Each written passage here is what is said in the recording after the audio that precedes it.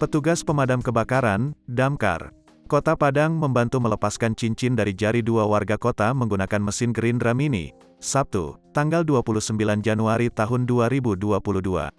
Awalnya pada pukul 10.13 waktu Indonesia Barat datang seorang remaja laki-laki ke kantor Damkar Kota Padang.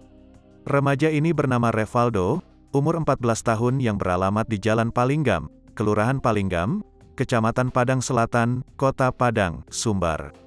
Selanjutnya, pukul 16 waktu Indonesia Barat datang lagi seorang laki-laki bernama Syahrul, 53, warga Pasar Ambacang, Kecamatan Kuranji, Kota Padang, Sumbar.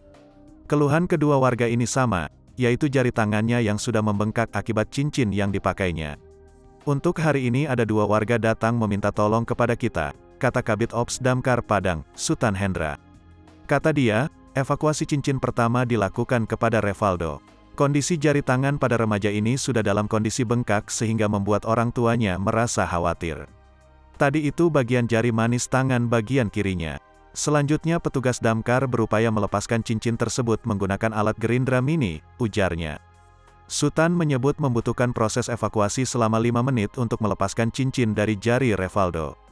Alhamdulillah, tidak ada luka pada bagian jarinya saat kita melakukan upaya melepas cincinnya, sambungnya.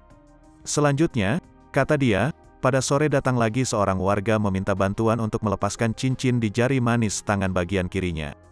Proses evakuasi cukup memakan waktu untuk warga ini, karena cincinnya berukuran cukup besar dan tangannya sudah bengkak, ungkapnya. Namun, ia mengatakan proses evakuasi berhasil sekitar pukul 19.15 waktu Indonesia Barat.